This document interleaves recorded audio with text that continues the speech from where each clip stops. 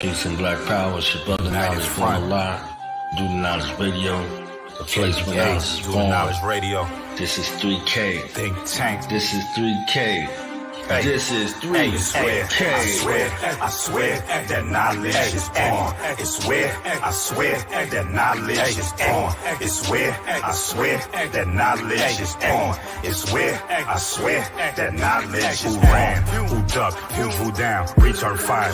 We're the warriors, the healers, enlighten us. I'm tired of the same old, that game old with an upgrade. I'm a sunbathe in the sun rays while my guns blaze and they complain. Devil, my level not attainable. My metal, not malleable. I'm a man, didn't need that manual. Reparations is incalculable. Yeah, we want it in blood. Dead in the begging, heading to beheading. Metal to the meddling. Members is aggressive. Getting to the Armageddon. Karma, see karma when it comes to retribution. Caliber, catalyst in my clips and I use them on traitors and haters and the ones that spread confusion. Cause the devil's playground wasn't built for our amusement. Hey, meet me at the guard hour. Hey, in these strange days, you gon' need a strong counter. Spin like Beyblade. Impenetrable armor, Orient aura. This story, this saga get gory before it get calmer. Keep holding that revolutionary posture. 85 gon' dip and dodger, but when they get monster, they turn into MC Light, earrings, and become door knockers. I'm irate, they pirate the culture, send them to Davy Jones' locker. It's okay. Let them think that you lost it. Be patient, this type of thing you can't force it. Play possum, but nah, not know out the road. And they can't comprehend cause the language is coded. We plan ideas and we plan explosives. Make your pockets go for more bits or more bread. The portal done open, they can't close it. You ain't got a sideline, you can cause more risk. No set birth date, no Dorian Gray portraits. It's about to get ugly and these devils can't forfeit. Ancestral memories, so no, I won't forget. What we building is an impenetrable fortress for sure. Every show is just like a courtship, and my flow for sure tighter than your gal's corset. It's okay. We are the source, you can't outsource it. Even Spartans don't want no parts, Neff. What do you know? Before you know it, 3,000 wild Africans at your doorstep. Hey, meet me at the guard hour. Hey, in these strange days, you gon' need a strong counter. Spin like Beyblade. No, we will not cower while the rest they play safe. We will move with God's power. This is not for play. Honor my ancestors, play the Ori day. Peace to you, loved ones, stay dangerous and stay safe. AKAs and AKs coming to make their caves cave. Wreck the race like take case, stay dangerous and stay safe. Brothers just walk up on me, and they're just like, you know, you can just see the hunger in their eyes. Like as soon as you know what I mean? They was like, yo, you know, we a group, and we think that you would fuck with us, and you know, I'm telling you, like, we nice, and just give us a fucking chance type of shit, you know?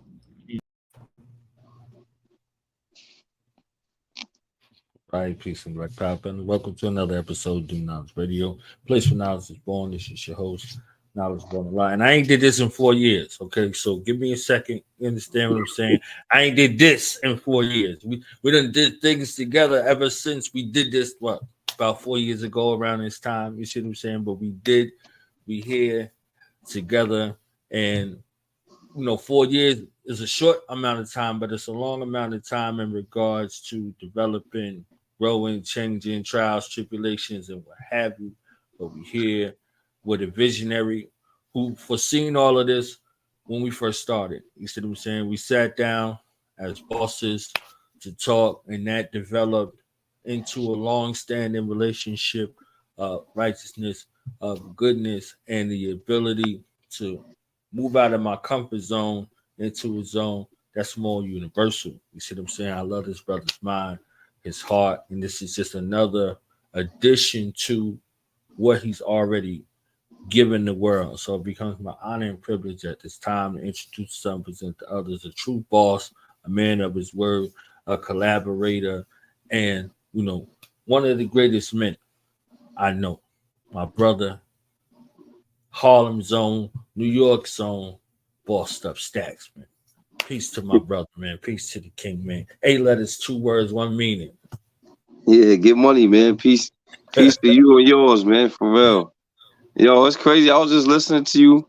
I said, yo, that was 2019 around this same time, man, for real. Right.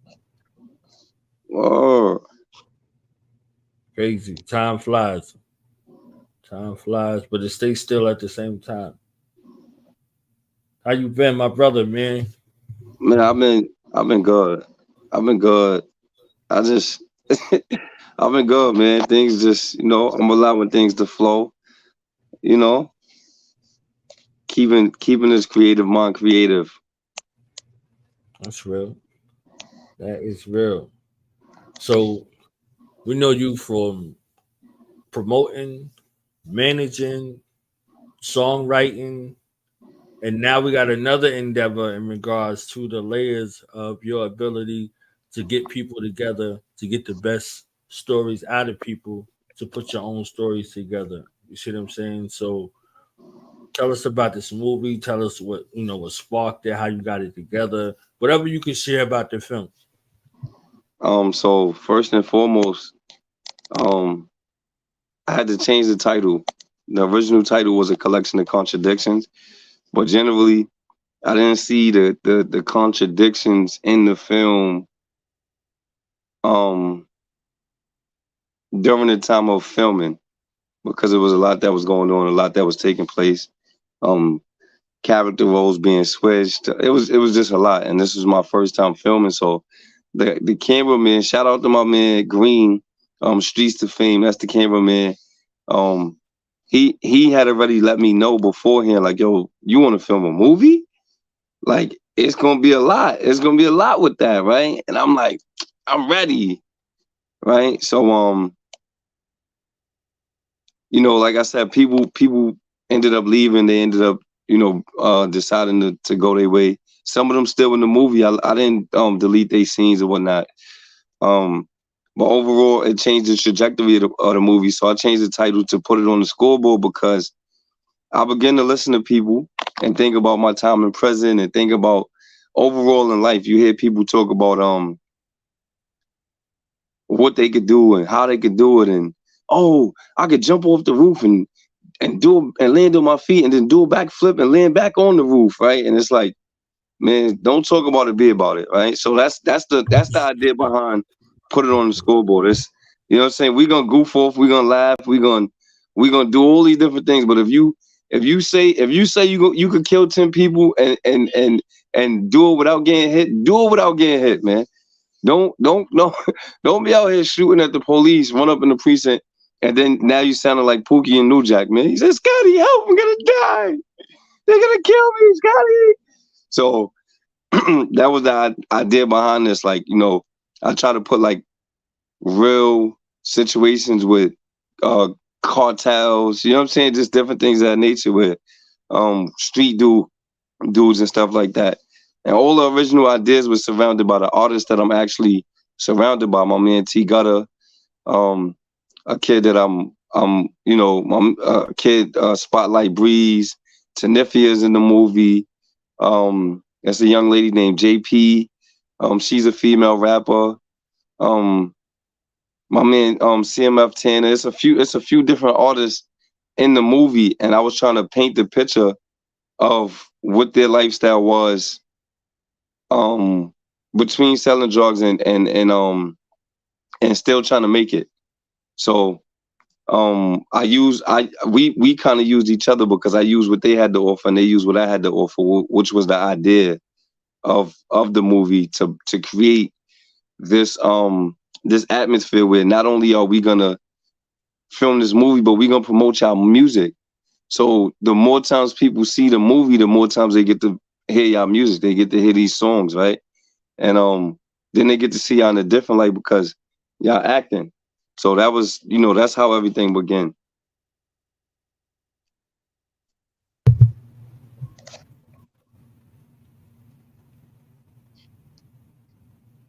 Look at mama in the building. Salute to mama, okay? And Jazzy J. That's the reason why we here. You know what I'm saying? Both of them. Yeah. So this film, beyond, what you described as the story, what's the story that you really wanted to tell, and what's the message that you wanted to impart in this particular film? So generally, my next movie is called The Collection of Contradictions. That movie is actually going to be the original idea. It's going to be a few artists in there. The people that you see in the next movie, which is going to be called The Collection of Contradiction. T Gutter, kid named Pharaoh. There's a few different people that stuck by my side the whole way through. Because they stuck by my side the whole way through, and we decided that we're gonna continue to grow and blossom and get better. This is the first time I film. So overall, in the Collection of Contradictions, the real Collection of Contradictions, which is the one that should be dropping around September. The message in that is just gonna be, I'm gonna be playing the pastor in that movie. I'm gonna die in that movie. I'm playing the pastor in that movie that is I left the life of crime to become a pastor, but I still my wife is still a street woman, right? She's still in the streets, and something is gonna happen. Can't get out the whole story, but something's gonna happen that's gonna make me turn back into who I once was, and I'm gonna end up dying over the stuff that she's involved in. And I'm not preaching to her the way that a pastor is supposed to preach to his first lady and get her to, transform her thoughts, because we are one and we looked at as one, right? So that's the Collection of Contradictions. We say one thing, we want to live different, we want to be different, but we still caught up so much so that we hanging out with the same crowd, we doing the same things in certain ways, right? So, just stuff like that. It sounds like an LTV show. I mean, I listen. I got like LTV show. You see what I'm saying? I got about five other movies. I think most people was gonna be intrigued by the last one that I just put together, and I was talking to one of the OGs last night. That last movie, which is probably gonna be the third movie. I probably just changed the order of how I filmed them, but that movie is gonna be called The Code, right? I'm a man that went to prison. I was raising a kid that was, I considered to be my son. Raised him from 4 months old till 12. I went to prison, and he's 18 now. So, it's like, oftentimes when you live in a certain lifestyle, the code, quote unquote, is don't snitch, don't do this, don't do that. You go to prison, it's a different set of rules, it's a different code, right? You come back into society, you got to adapt to those rules, right? When you work in 9 to 5, it's a different code. But when you decode the code, right, you're able to be more fruitful, you're able to multiply, you're able to think different, be clearer, actually be there for your family, right? So as a man that just had a kid, my daughter gonna be 8 months old on the 17th. Like, my thinking is different, right? And it's gonna be transformed into everything that you see as she grows, right? But it's because I've decoded the code. I've already dissected and said, this works for me and that doesn't. And I'm not gonna live according to this code, because who cares?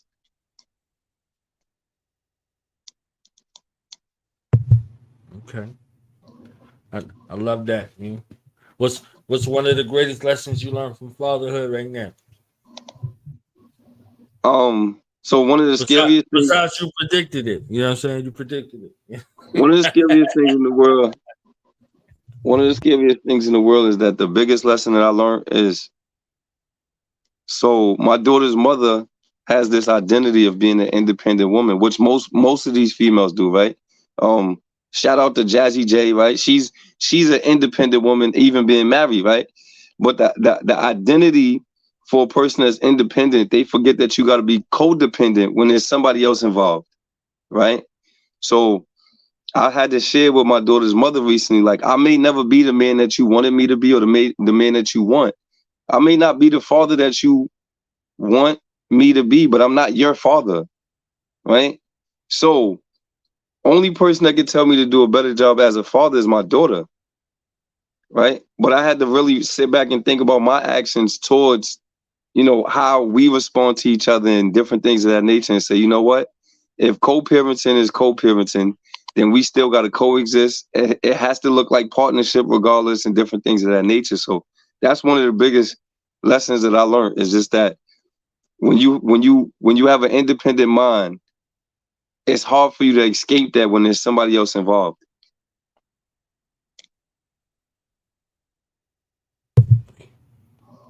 Deep one right there. That's a deep one right there. Yeah. Yeah. For real.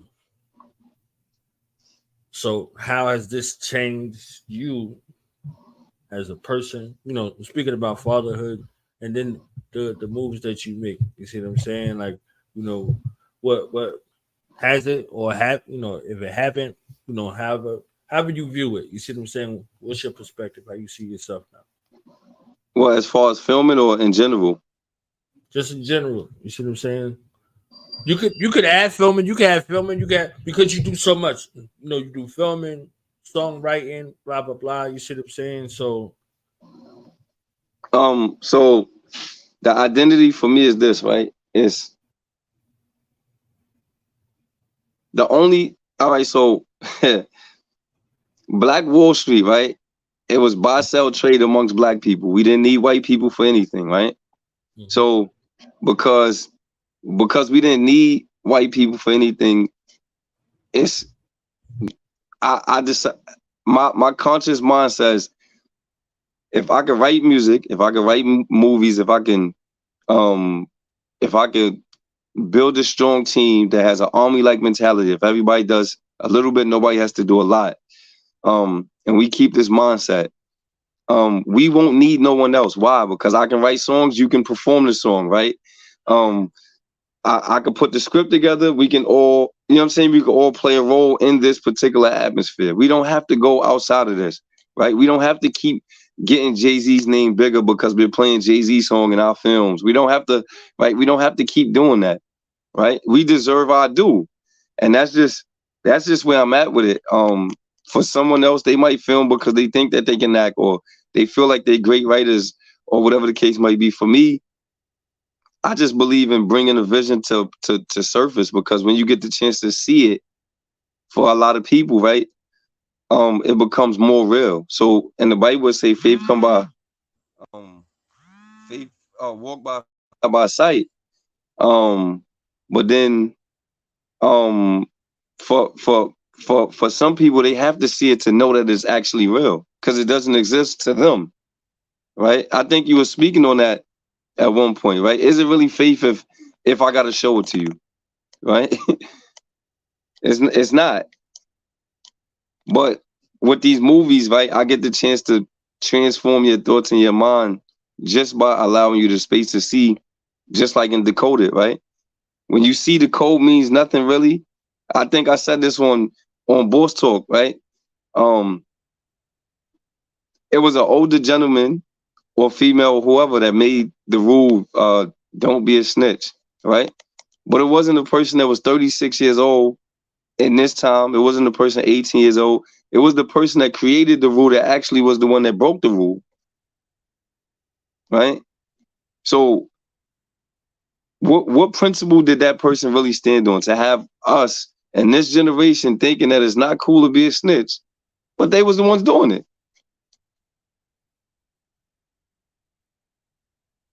That's real. I just spoke about that yesterday, as a matter of fact. That's what you spoke about it yesterday. See, I knew I wasn't talking. Right, I spoke about it yesterday because that left the gateway open for a lot of the predators and the deviants. You see what I'm saying? So now about snitching takes on a whole nother form, and you with your critical questions, you understand what I'm saying? Like, you in the critical questions is something out of this world. So I'm excited for that resurgence. In regards to that, you got a situation to where, okay, what happens here stays here. But also that means if I get outside of the realm or the bounds, or if I'm a deviant or a derelict, I'm supposed to be able to be dealt with and nobody know about it. You see what I'm saying? So, like, it ain't for the general public to know. We're supposed to be able to take care of our own issues. So if somebody is plaguing where we live or how we do, we're supposed to be able to take care of that. That's a code versus, you know, I'm gonna do all of this deviant stuff and nobody gonna say nothing about it, you know, when the people come around. You see what I'm saying? Right. Like that's a different thing. That's not what this was intended for. This was intended for taking care of our own business. You see what I'm saying? Clean the house in the way that we need to clean house. You know, forget all of this other stuff. You know, so it's so interwoven now and framed with this broad brush to where nothing is to be spoken about. You see what I'm saying? So the good ain't to be spoken about, the bad ain't to be spoken about, the deviant definitely ain't to be spoken about, because again, we implicating people that we might be looking at with esteem, with family, with love, whatever the case may be. Like, nah, if you run afoul, you run afoul. You see what I'm saying? Like, that's what that line's supposed to be, where you know that information is supposed to get out. No different if you people doing bad business. You see what I'm saying? But like, yeah, nah, son, I don't go in there. You see what I'm saying? Like, they be doing bad business in there. Like, oh, I got when I went in there, or the food disgusting. You see, whatever the case may be, it's supposed to be some kind of way where it funnel around, but it don't have to be broadcasted. You see what I'm saying? So I think a lot of that stuff had got mixed up. Right. So I want to play the trailer, this version of the trailer. I appreciate this. You know what I'm saying? I appreciate both. Just dialogue do something for me. So let's play this trailer, and then, you know what I'm saying, you can come back and tell us how fun this was, because it looked fun. Just chilling. It's been a minute, man. I need to know more information on somebody, though. Information on somebody? Yeah, I know you know a lot of people, though. Me? Yeah. I mean, I know a few people. What's So the you deal? know this nigga right here? That's the little nigga Quan.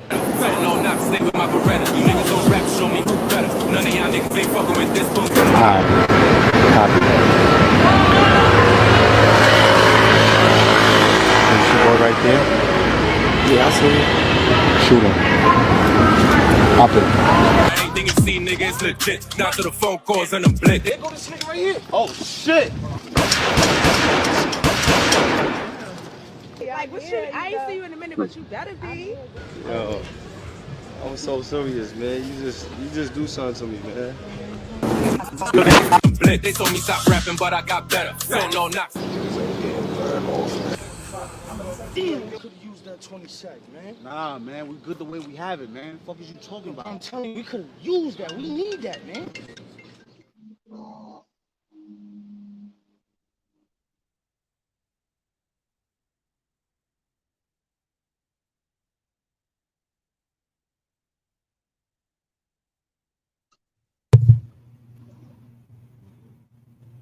So how fun was that, man? How fun was that winning with your team, man? Putting this together. You know what I mean? Did y'all do your own screening after this was over with? Did y'all all sit down like, damn, yo, this is what we was doing? Or did y'all get there yet? So it was originally, it was three of us that I was actually the one coming up with the ideas, and they was the ones inspiring it. Mm-hmm. And they was just like, you know, it was T Gutter, and there was a kid named Spotlight Breeze or whatnot. And I used to be at work 7, 8 in the morning, and we'll be on the phone. I'm like, yo, we gonna film this movie, we gonna do this, that, and the third. And I promise you, if God, so what I want to do next week is I want to do a boss talk, and I want to have some of the cast members come on the boss talk, and we just chat about it. So you'll see it from there. But there is no idea that I received. I started talking about this with them in February. We didn't start filming until April. I never wrote one thing down. Physically never wrote anything down. When April came, I was just ready. The ideas was flowing, and they was getting better and better and better. And I was just adding to them. And I'm like, if it's no way that it's not meant for me to film this, because God is not allowing me to lose it. So I'm like, we got to go with it. And even when people started leaving, the one of the best things for me is that I was able to just say, you know what? Because I'm prompting y'all in any way, I can just say this is a go and that's not a go, and we'll laugh about it. And then I will get scrutinized, because you're gonna see, though I smile a lot, you're gonna see through the movie. My role is more I'm not telling no jokes. You feel me? Like I didn't tell no jokes through the whole movie. I wasn't really myself. I was in character. Once it was action, it was action. Feel me? So, and I share with everybody because, you know, a lot of people say, oh, I can't act. When I offer them a role, oh my God, I can't act. The young lady that's playing my wife in the movie or whatnot, we didn't get as many scenes as we wanted because we both had different things going on. But I was, me and her was talking. I was like, yo, you want to be in the movie? She's like, I don't know how to act. And I'm like, don't worry about that. I just want you to, I just need you. You know what I'm saying? She was like, you need me? And I'm like, yeah. She was like, I got you. And I was like, yo, that's fire. Like, and then, you know, next thing you know was like, yo, I'm coming to your side right now. I called her. And the funniest thing in the world about our scene, her and I, is that the cameraman was talking so much smack on the way to shooting our scene. We driving to her and he's talking so much smack. And then before you know it, we end up playing basketball, right? We playing basketball right before we shoot the scene, right? So I had to, we won the first game, his team won the second game, then we won the third game, and it was like, yo, you ready to shoot the scene? Like that, right? Just like that.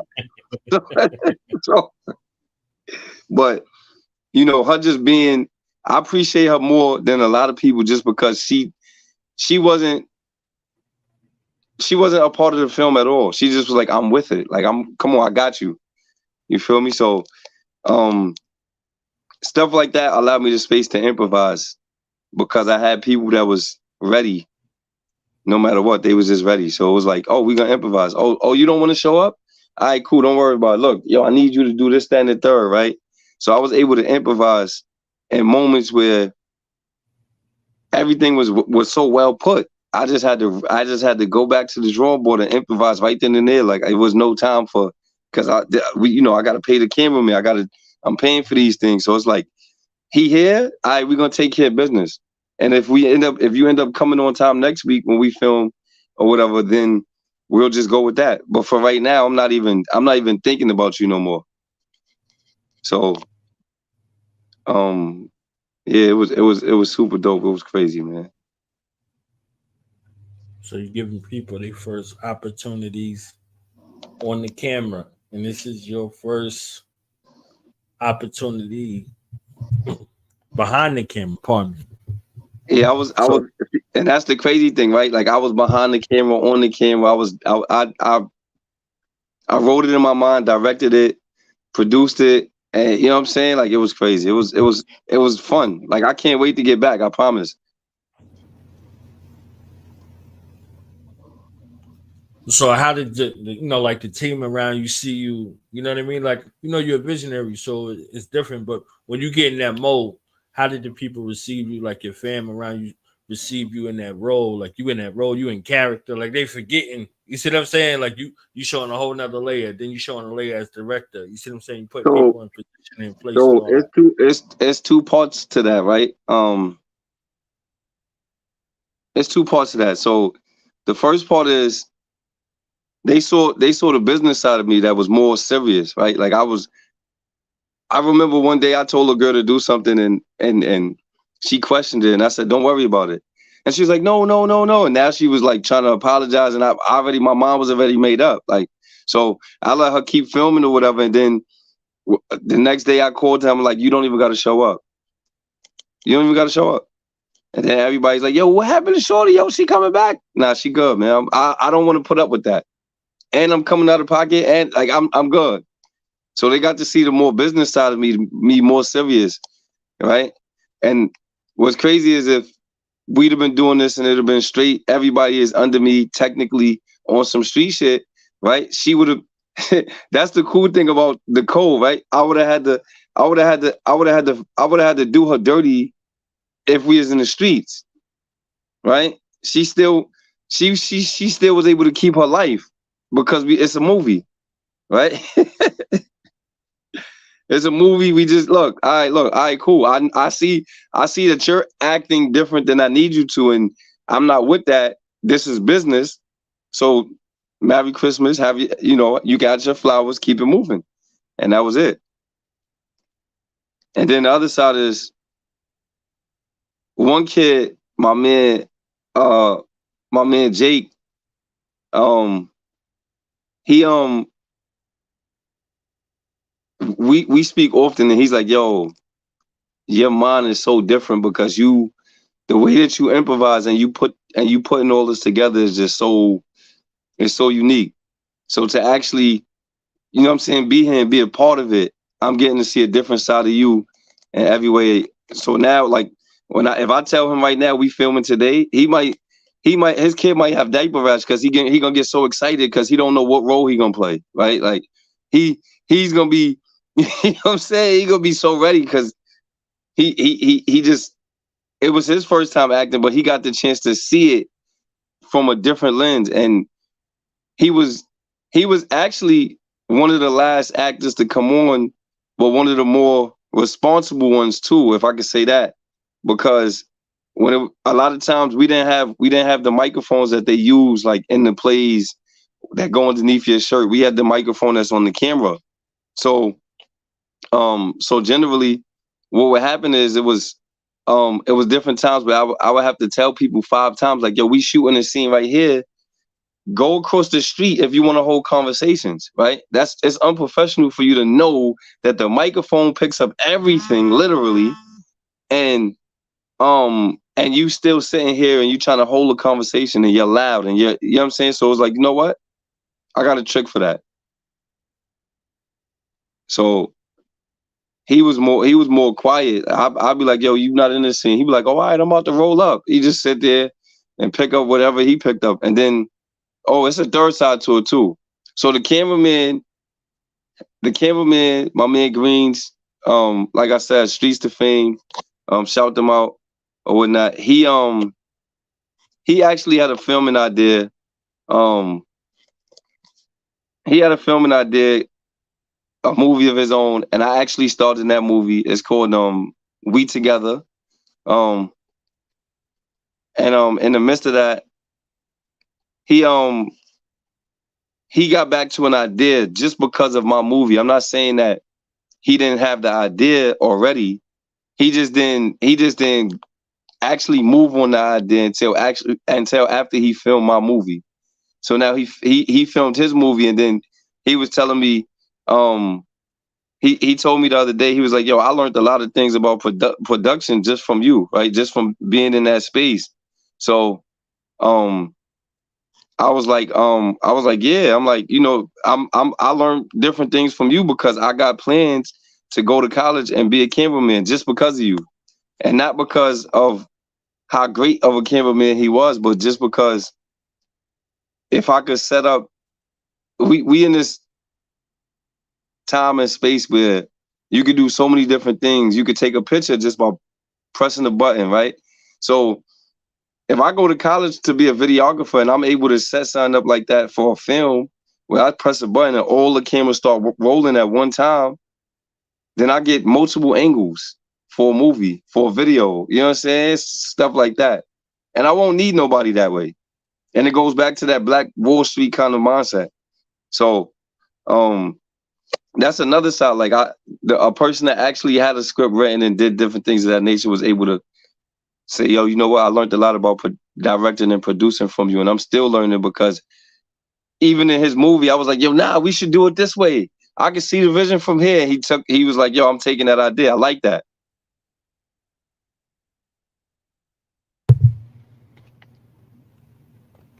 It sounds like one of the illest collaborations on earth, man. It's a life lesson that turned into a life blessing. You see what I'm saying? So everybody bringing their strengths and their talents, and then also like you learning, like, all right, you know, this ain't as simple as it looks type situation, and you making decisions on the fly and adaptable. You see what I'm saying? Like it puts you in the space. So I'm hearing a lot of that undertone in the story. So can we talk about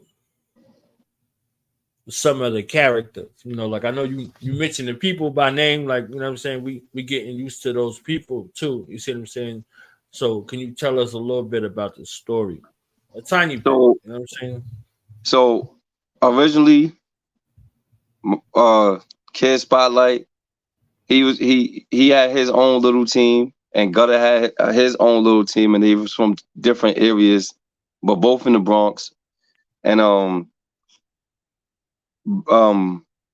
Spotlight, originally Spotlight's sister, my good friend, her name is Siobhan. That's her name in the movie as well. So I'm saying it exactly as it is. Siobhan was one that was down for the team. She was catching bodies, different things of that nature, and she ended up losing a bag that was very important. We don't know what was in the bag. We just know it was very important. She ended up losing the bag. Her boyfriend ended up being the one to rob her for the bag, and in the midst of him robbing her for the bag, now it was like, yo, I gotta introduce you to Gutter so that, we could have, the man strength, because where she got robbed at was in his area, right? And it's a scene where Siobhan, I should have put it in the trailer, but I might make a second trailer if I can. Where it's a scene in the movie where Siobhan, it was a kid pulled up out of the blue and was like, yo, can I get a role? And I'm like, improvising once again, right? So I'm looking around, I'm like, yo, Siobhan, yeah, kill him right now. Yo, you ready to die? Just like that, right? So I gave Siobhan a piece of paper and I said, yo, we gonna make it look like he just told, right? He just snitched. You run it down. Yo, is this your name on this paperwork? So the original scene, she just walked up, showed him the scene. He's begging for his life, and then she shoots him. And I was like, nah, I don't like it. And then me and Spotlight looked at each other, and Spotlight said, yo, Siobhan, hit him with the gun.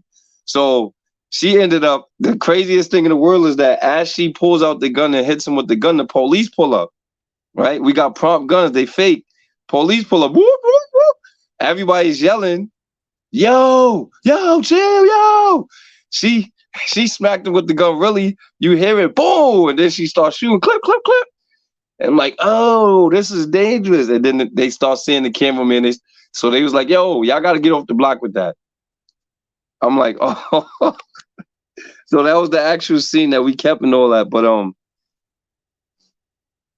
Siobhan actually was able to act a little bit more than some of the other actresses in the movie. And it was cool just to be able to work with her, considering that, she's an independent woman. She has her own ways, like most women do, right?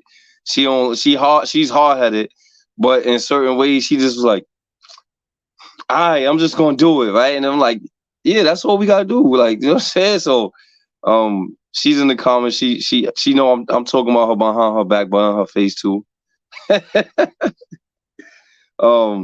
Then my man Matrix is Matrix. I was in prison with him, and we used to do skits in prison. So all I did was tell him his scene when he became a part of the movie, and he just jumped right in the character because we was doing skits for anger management in prison. So it was like supernatural for him. You know what I'm saying? Oh, Dad, my man Wayno. Farrell was another one. A lot of these people that started in the movie, just even though they came along and they became a part of the movie, they became a part of the movie. Like we was able to become like, real family in certain ways. You know what I'm saying? When you watch the movie, whoever you don't see eventually, you're gonna know, you know what I'm saying, that they chose not to be family and they chose something different. But I'm not here to be doing all that extra shit.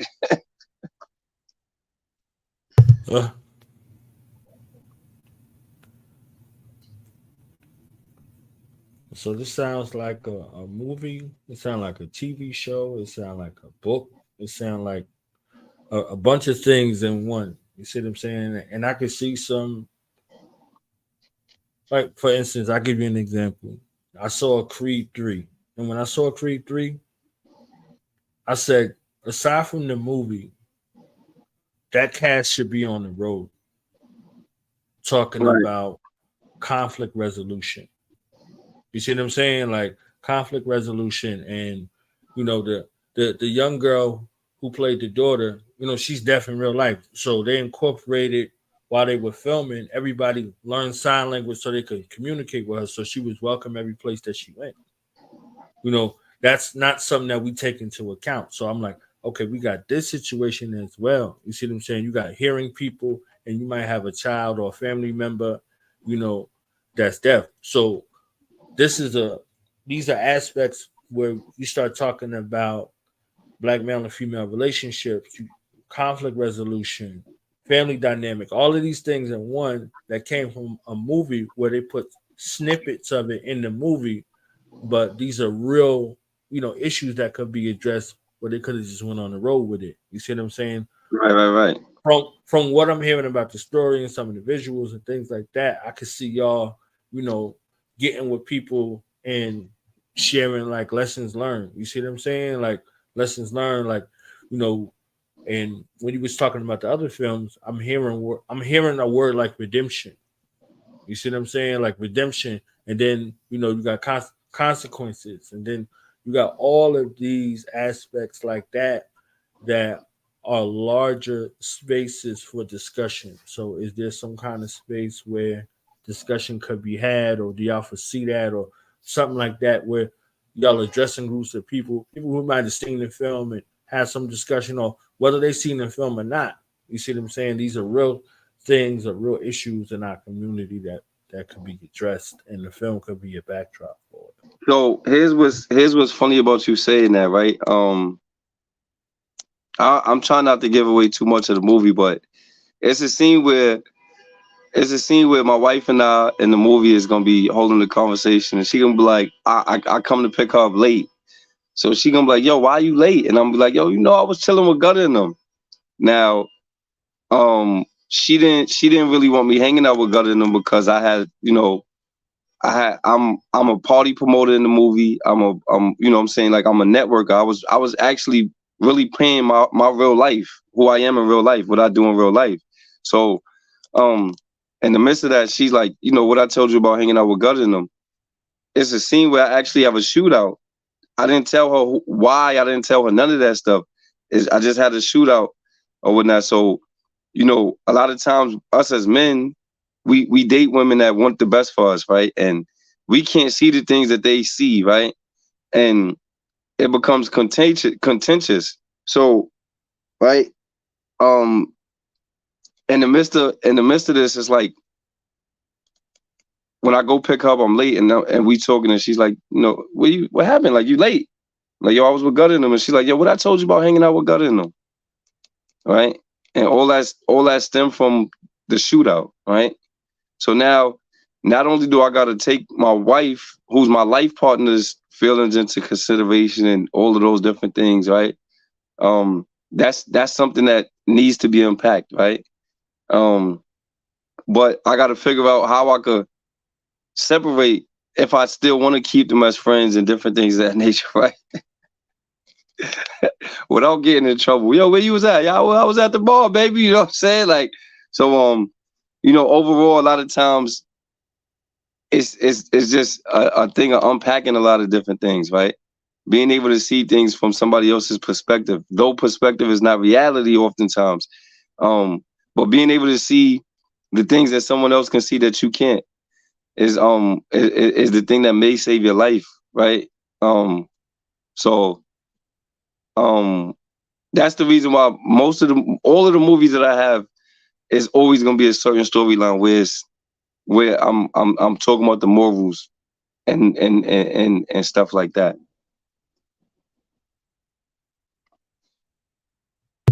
It's very necessary. You see what I'm saying? There's a lot going on, and nobody's really speaking for us or to us. So I think there are a lot of writers and things like that are out there that are looking at exploitative aspects of our culture and our life and generalizing. They're not speaking to it specifically. So, I mean, I agree with you. And then here's the second part to that. Tanika just asked the question too. Hi, Tanika. So, well, it's not a second part to that. So in the collection of contradictions, Tanika is actually gonna be able to play herself, right? The coach, the life coach, you know what I'm saying? She's gonna be able to play herself. But when she stars in this movie, she's gonna be my she's gonna be my counselor. She's gonna be, you know what I'm saying, the one that's trying to put me on it and keep and let me know about my wife and how it looks before the people that I'm actually preaching to on Sundays, right? So it's gonna be one of those situations where I'm giving people the space to just be themselves, right? Be who you are in real life, because the one I say this all the time, Denzel is always gonna be known for being a great actor, producer, executive producer, because he plays himself. He don't play superheroes and pick up big boulders and throw cars across the street. He don't do that stuff. That's not him, right? So he plays himself, and I want people to get comfortable playing themselves, but also being mindful that I watch a lot of movies and I'm able to bring humor out of bad situations, but I don't be like, yo, if that was me, I'd have did this and I'd have did that. Nah. Now I'm actually doing my own script. So whatever I thought that I would do if I saw the movie, when I thought it, I'm able to put it to use now. I'm able to bring that vision to life now. So I want people to be able to do that when I'm prompting them in. Yo, this the scene. I need you to figure out how you're gonna start the conversation, how you're gonna end the conversation, and we're gonna go from there. I need all of the dramatics. I need for the, you know what I'm saying, when it's the ladies, I need y'all to flip your hair, play with y'all lashes, whatever it is that y'all do, I need y'all to be involved.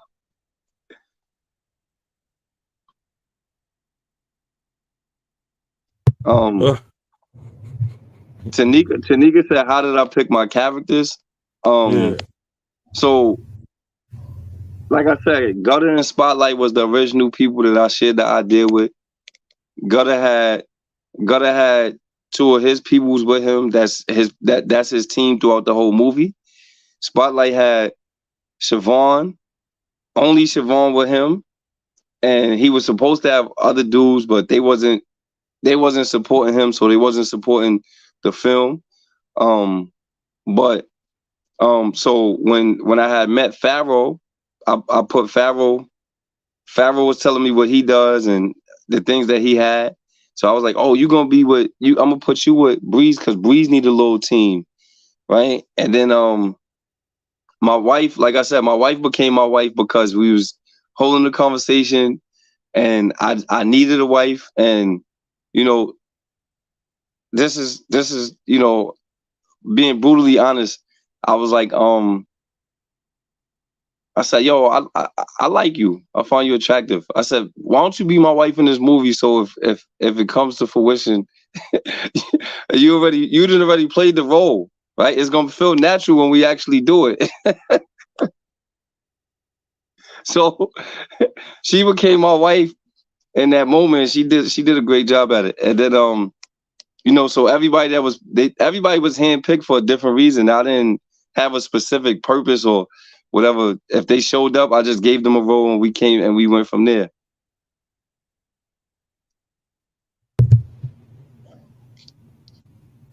She said she can't wait to counsel me. You do it every day.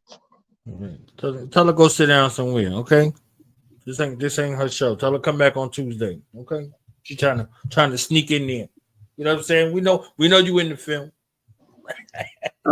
What I'm gonna do is actually, since that's how, I'm glad that you even mentioned that. What I'm gonna do is, if I could get a few of the cast members to be a part of it next week, on Tuesday we do the first boss talk of the year, right? Anniversary coming soon, 4 years, right? History in the making. This is what we doing. This is going crazy. I'm podcasting. I'm moving. I'm musicking. I'm right, like, but I'll let her actually do the interview with all of us, so she'll be able to ask all of us the questions or whatnot. That way you can do your other shows, because I know how you be busy. I'm gonna be in the building. I need to know the background. You see what I'm saying? I can assist. You see what I'm saying? I don't want to miss that, because it's nothing like getting the real team together and hearing everybody's story. Right. And it was another young lady, the other young lady that I actually had to fire. So I had already had her in mind for the film. That's one character I didn't even mention, but I had already had her in mind for the film or whatnot, because I knew that she I knew that she was capable, right? It just her attitude was throwing me off, and it was costing me money, so I had to, you know what I'm saying. But her name is um Hennessy Kane. She's super dope. She's one of the dopest females ever. Just at what she does, not, you know what I'm saying. When it's something that don't cost her no money. If it cost her some money, she probably would have been more, you know what I'm saying, like more receptive. But it was free.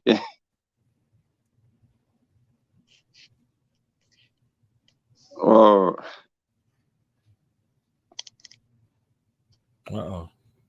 This one says she ready for the anniversary segment. Look, you see how it done started already. You see what I'm saying? It done started already. It done snuck into the anniversary season, 4-year anniversary / movie film review / song review / everybody. Look, it just turned into something ill right here. Just how it started, right? Didn't it start like this? It went from one thing to the next, to the next, to the next. So yeah, listen, I ain't gonna lie. When people ask me, when I let people know I have a podcast and I'm interested in holding conversations with them and, you know, interviewing them or whatnot, that first interview that you interviewed me is the interview that I actually send people. I send that one first. I don't send the interviews with everything else because, so generally, I think you know this. I think everybody that's in the audience know this. Let me see who here now. All right, cool. I think all of them know that I play too much. So, so, so because I play too much, when I'm actually on, you know, segments like this, or when I was actually being interviewed in that moment, I was feeling you out at the end of the day because you didn't know that I played too much, so I didn't really tell that many jokes in that particular interview and atmosphere, right? And then eventually we grew, and you got a chance to see, like, nah, he really do joke too much. He really joke all day long. Right? Laughing is good for the heart, though. You know what I'm saying? So, I just I like the fact that I get the chance to give people the chance to see me from a more intellectual standpoint, but a more you know, just a more serious standpoint. When I'm on Boss Talk, I sneak my jokes in there. I don't really tell them as fluently. Now, if you catch me on live on Instagram, it's ratchet. It's not ratchet Instagram. It's ratchet TV. You know what I'm saying? I'm you know what I'm saying? Like I'm as uneducated as possible in the moments. I mean, it's a good balance. It's a good balance. You know, I interview comedians, and one of the things, you know, comedians and those. Don't wait. Hold on. Find a different word to use. Because as soon as you say comedian, Tanika about to go crazy. Please don't use that. And like, you know what I'm saying? Come on, please. I don't want to hear it. She been begging. She been trying to get me to do this. But I'm gonna say it again because that's true. the thing about it is, you expect the people to make you laugh, and that's it. Like, there's nothing else to it. Like, they don't have lives or anything like that. So most of the people that make people laugh, when they come on here, they have a great opportunity to just be themselves. Like, there are things in regards, they might say something funny, but they can be real. And there's not so many spaces where you can make people laugh about real life instances and relatable instances, but you don't really get them. So people, when you meet them, you expect them, like, you know, Martin said it on the Breakfast Club. He was like, people like, you know, say something funny or make me laugh. Like, when they walk up to him, you understand what I'm saying? Like, nah, like, he a regular dude. You see what I'm saying? That's a vocation. So the interesting dynamics that you bring are the balance between them all. So you can make us laugh, make us think, whatever the case may be. Like, you could just say something off the wall, whatever it goes. You see what I'm saying? So these are things that people go to school or spend their time or spend their money at conferences to learn how to do. You know, it's public speaking, but it's also, you know, how to blend your message in the space. You know, I've seen some people that do stand-up, they say these ain't jokes. And they're not. But they tell them in a way when you relating to them, and that's where the laugh comes from. You see what I'm Right. saying? So it's like all of it comes in together. So you provide that, whether it's here or there. You know, it's two people on the planet that made me stop being so serious. You and my brother Rome. You see what I'm saying? Like, but before you, it was Rome. You see what I'm saying? And he was on the show, and I come over there, and I could just be easy over there. I didn't have to be, you know, super militant over there. You see what I'm saying? So with you, the opportunity to show these other aspects of self in that regard, you know, that's something that you naturally do. I seen you in interviews. In the middle of the interview, go to somebody on the street and be like, "Hey, you want to get in this interview real quick?" And people just respond in that way. You see what I'm saying? So you literally do that, and you know, you might get some people tight, you might get some people laughing, whatever it is. You know, however the case goes, you have a gift to be able to impart things and communicate with people on whatever level they're on and however they show up. So I don't know about, you know, play too much, but I think you play enough. You know what I'm saying? To put it together. Because if those who listening, if they get caught up in, you know, in just the jokes, then they miss the whole thing. It's crazy. So Tanika, one of the things that you said is so profound because Tanika and I was it's on my Instagram where we was up at like 3 a.m. last year, January, and we talking and we having fun and we was talking about me being a comedian and all this stuff, and I invited somebody to the live, so they would think that was the third or fourth person. And I said, "Yo, what you think? Should I be a comedian?" And the first thing they said was, "Tell a joke," right? And I'm like, you see, that's the thing that people miss, right? Like, just like you just said, like, so automatically you think about a comedian, you automatically like, yo, oh, you got to be funny, tell a joke. So I never compare myself to Jesus, but if we just talking about the comedy aspect of things, right? People that knew Jesus for doing what he did or automatically question him for what he did or was doing, excuse me, they will always say, well, if you're supposed to be this, do a miracle, right? And it's like, what? Like, it don't work like that, right? I tell my jokes as I see fit. So when I said it to her, Tanika, we talking about, she was like, "Oh, you making up excuses, Staxx," right? She was mad too. Her glasses fogged up. She was mad at me. Like, I'm like, whoa, excuse me, Miss Boo Boo. You feel me?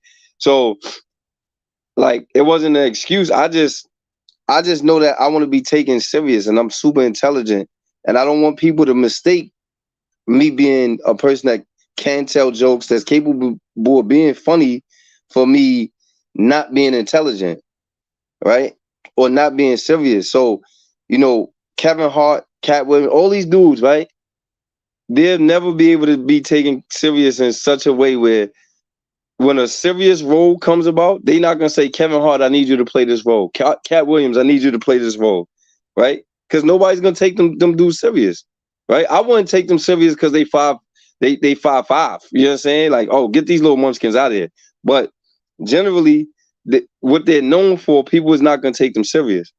So but to answer Tanika's question now, she said in scenes where you had to use building stores or any other sets where people accommodating, I didn't. So let's save that for Tuesday, man. Look, here she go again. Look, she playing, man. Look, say that for Tuesday. No, I want to answer a question because the actors in the movie answer it halfway. The actors in the movie can't answer this question. Only I can, right? So every particular area that we shot scenes in is an area that I chose because I knew the people in the area. So because I knew the people in the area, I knew that it was gonna be easier for a person to see my face and be like, "Oh, nah, you good, right?" Like I remember we walked in the store, and I was like, "Yo, I want to shoot a scene in here." It just got too crowded, so we didn't. We ended up going somewhere else. But as soon as I walked in, I'm like, "Yo, Ak, what's good?" Like he's like, "Yo, what's up?" We in the Bronx, right? And this dude is lying to himself, saying he knew me my whole life since I was a little boy and all this stuff. And I'm like, yeah, you knew me since I was a little boy. And he's like, what do you need from me? And I'm like, yo, I want to shoot a scene in here real quick. Like, it's gonna take 2 seconds. He's like, yeah, go ahead. And then when everybody walked in, he said, yo, oh, so everybody is with my boy? He called me Smiley. He's like, yo, you know my boy Smiley? All he do is smile. All he do is smile. And I'm like, yo, this dude is I'm like, yo, this dude is crazy. Like, but everywhere I went, it was like I said, it was places that I had already been and had a certain level of relationship with the people that I was going to their buildings, to you know what I'm saying, to the areas. Because the one thing that you never want to do is put somebody in danger, right? Mm-hmm. And we only had one day where it almost got dangerous. But it just happened that my man, even though we haven't spoken in a while, my man Valencio and myself just happened to be somebody. So Pharaoh ended up trying to holler at one of the Spanish girls in the neighborhood while we was filming. And she said, what you said to me, nigga? Like, and you can hear the Spanish accent, you can hear all this stuff, right? And then the girls that was with us ended up getting upset because they like, you know, he's with us, and right. So the girl goes, she walks away, she goes and changes her clothes. She gets according to her, she went and got her little toolie. She come back with two dudes, they got toolies on them or whatever. And they come by, hey, yo, come down the block. Let us talk to you. And we right on the Ave. There's so many police on the Ave that they trying to get us to come down the block. So, right, now it's like, oh, we got to think, right? Like I didn't come out here to put nobody in danger. You ready to go down the block with her to get killed, right? That's her block, right? And then one of the dudes that she was with was just happened to know Valencio. So, like, it just became a situation that we was able to mediate before it got ugly, right? And then after that, I just was like, I know what I'm doing. I know what I'm not gonna do. Even though I know a few people in this neighborhood or whatever, I'm not filming out here in the Bronx no more. I film in Harlem because I could go right to my neighborhood. My mom got 60 years in my neighborhood. I got 36 in mine. You know what I'm saying? My grandmother was dead 20 years before my mom was born. Everybody know me. If they don't know me, they just start coming outside, or they just move to the country and they need to get their green card. That's how that play out. So all of the last days that I filmed, we was right there, right there in Harlem.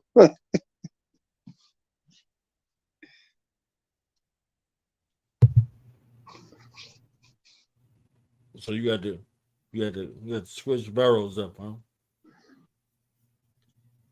Yeah, I mean, see, she just said Bronx need more love. Bronx got to give the love.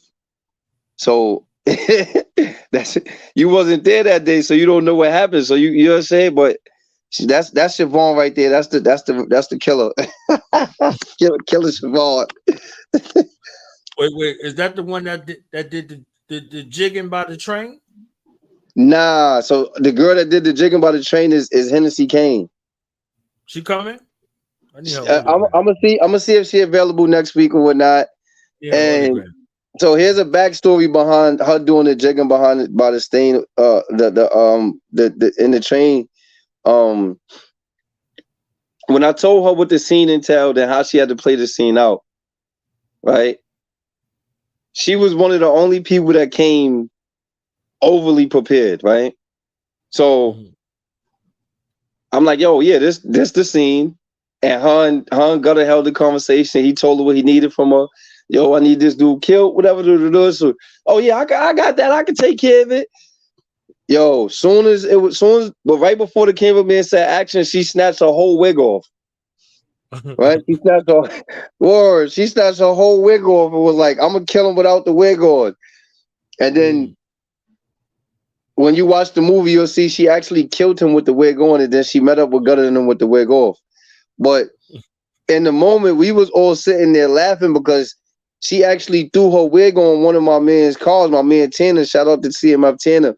She threw the wig on his car, and we in the train station. They standing out there joking about her wig for like the whole time that we in the train station.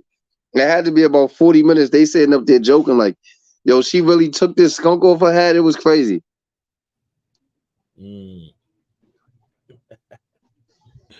That was wild. So I'm excited to see who gonna come through this joint, man.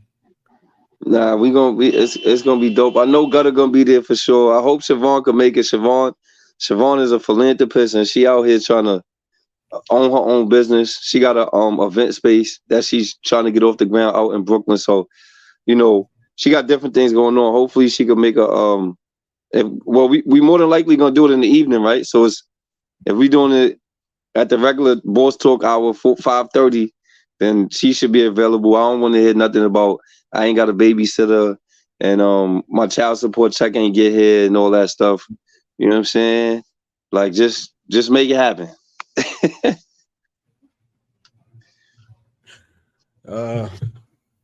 She in class right now. Look, she's so smooth. She got a sometimes she like to wear different wigs for whatever reason, personality traits, whatever. But she probably got her earpod in one ear with her wig covering it, and she just listening to the interview right now because she in the comments. So she typing. Whoa.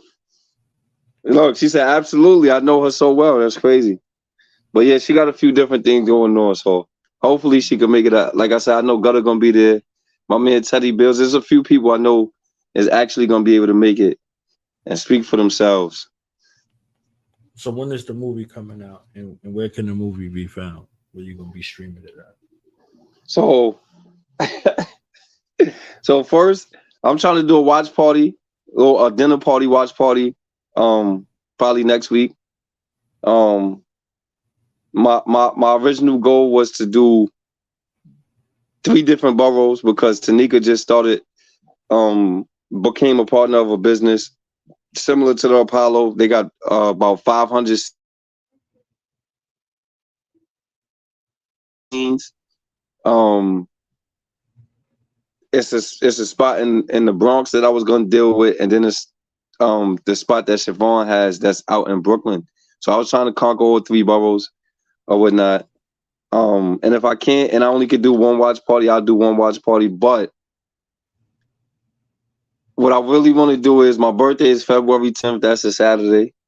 I really want to drop the movie on my birthday, along with the new logo that I just did for the 821. You know, it's 3 years. It's 3 years of that. So it's 4 years of that because I got 4 different logos. So it's 4 years of me having my own brand, 821, 8 letters, 2 words, 1 meaning to get money. And I'm doing a new logo. So y'all look for that. I'm wearing it on my birthday. And where is it gonna be streaming at? More than likely it's gonna be on YouTube. We're gonna start out on YouTube. But I'm trying to get in contact with Tubi in the meantime, in between time, because when you spend the money that I spent between the prompt money, the prompt guns, the fake blood, you know what I'm saying, all these different things that it took to make this actually happen, even the paying the cameraman, you want to get some of that back. You want to get it back. So I'm just hoping that I could get in tune with Tubi all over again and make it happen through Tubi.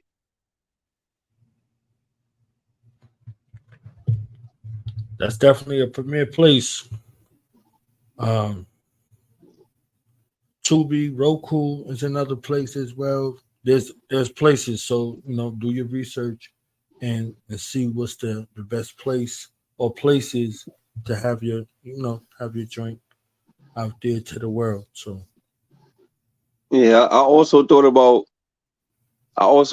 just selling it, sending it to people email for one small fee of $1.99. had a movie sounding like feeding one of the little runaway African kids or something for one small fee. Oh man. But I do think people is gonna enjoy it. I think that I chose the right people. And I don't have no bad feelings towards nobody that quit on me. I just tell them, since you cross the street, make sure you stay on that side, man. Don't Don't try to cross back across the street. You don't gotta backtrack with me. You don't gotta, oh, I see you doing your thing. How could I get another role? No. I'm gonna stick to the people that stay with me through it all. And you know, time and people is two things that you never get back. So like if it's a way for them to get paid eventually, I want to make sure that they get paid. Everybody else, we ain't paying them no mind.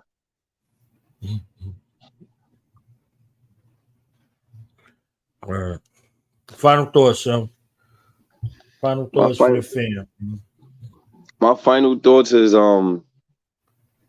you know, something that Nala said that always stuck with me and sticks with me right now is, you know, you could really pull a certain moral or morale out of any situation. And you know, we miss that a lot of times because of being egotistical. So you know, even if you watch the movie and you don't feel like it wasn't for you, you know what I'm saying? It's a certain message that you might receive through it. And I just hope that people have a certain level of etiquette, because I'm not Cat Williams. I'm not biting my tongue. I'm not holding it. I'm not going to do this for 5 years and let you play with me. Like, you say something that I don't like, I got you. I really, really got you. I go live on Instagram, live on Facebook. I'm going to get you. They're going to tell you that Staxx got you. He was talking about you. So it's never what you say, it's how you say it. Have a certain level of etiquette when you deliver your message. Everything that you think ain't meant to be said. And you know, let's just keep the respect, man. Like you know, shout out to my team. Shout out to you, Knowledge, for continuing to just be a big brother to me, never holding punches. You know what I'm saying? One of my many mentors.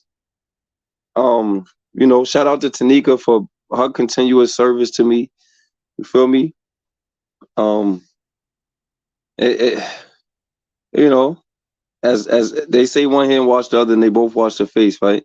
So every time that I hear you tell the story about how I made it easy for you to start to laugh and not be what they would say is uptight, right? You just was being you, right? How you normally are, what you're used to being, right? But you know, I created a certain level of comfort in you where you was like, you know what, I really don't have to be that way. I really can laugh a little bit, right? So, you know, every time I hear that, just it make me feel like, yeah, you feel me? Y'all look forward to the brand, man. 8 letters, 2 words, 1 meaning, get money. And like I said, shout out to my team, man. Oh, I got a new buddy, man. My man Valhalla Brown. He's a party promoter, but he also has similar to what my man the Barber Guard has in Harlem on 128th and Lenox. He also has his own bus on the barbershop on the bus out in the Bronx or whatnot. And I let him cut my hair. I let him hook me up, you know what I'm saying? I ain't gonna say he did a great job, but I enjoy cutting my own hair. So y'all can look him up on Instagram, Valhalla Brown _ barber cuts.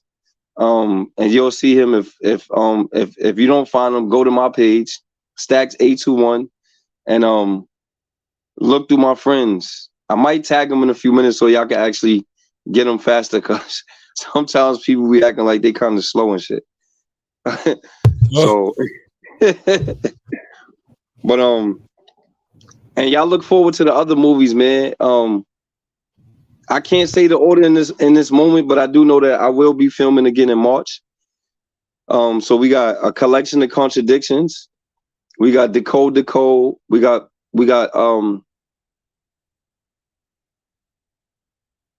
Widow versus Widow.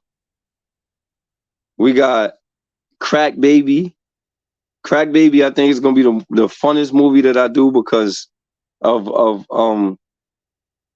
how I want to paint the picture and show people that oftentimes you hear a story about addiction and everybody always equates the addiction to just being drugs.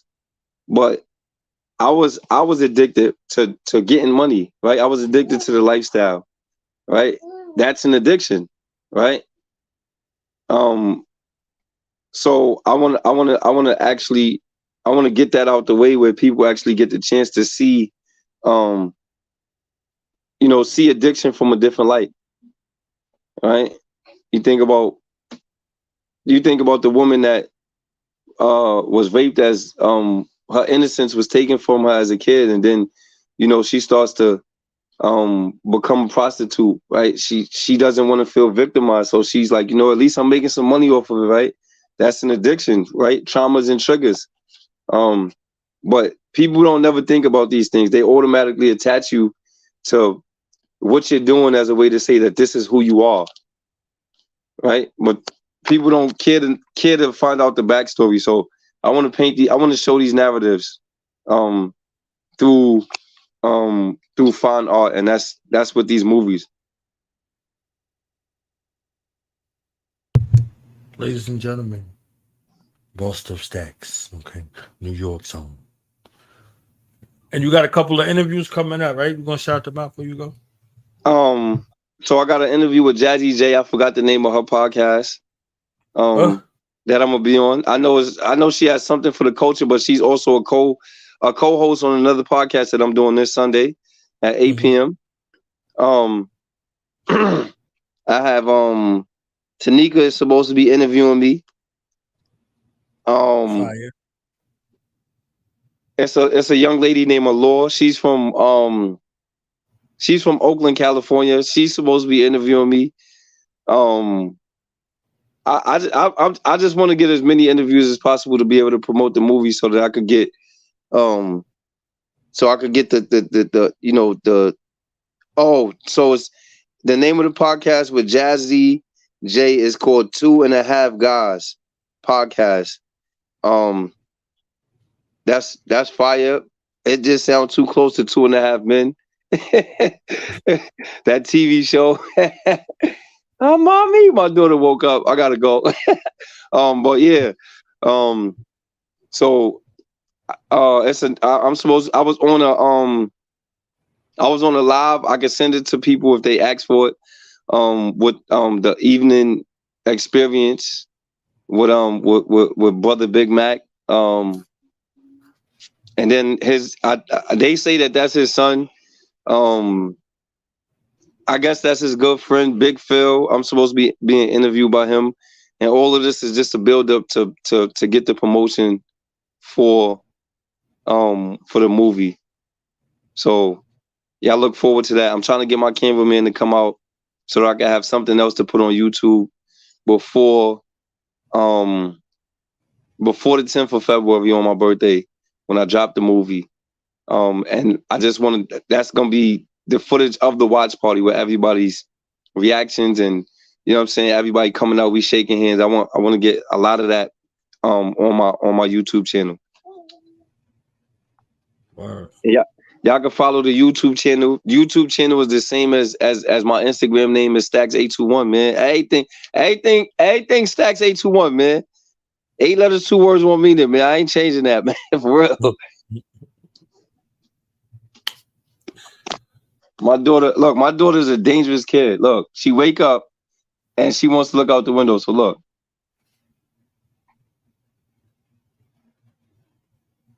Oh.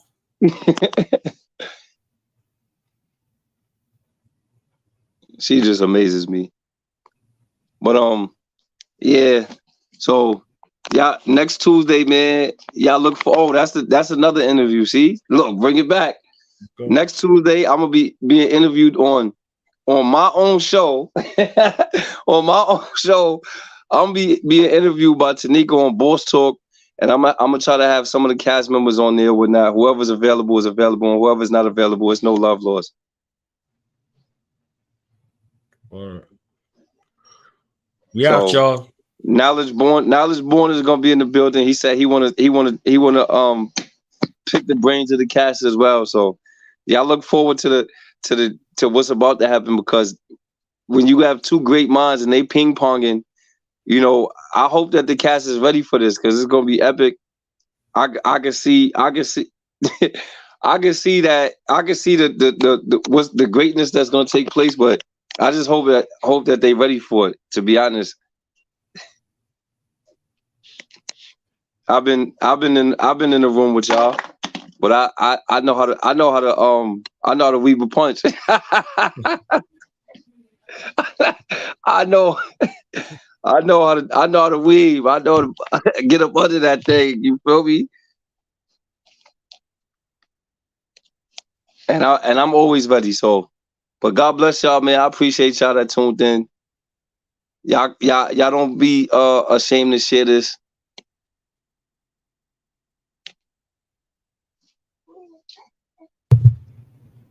See y'all on Tuesday, y'all. Peace.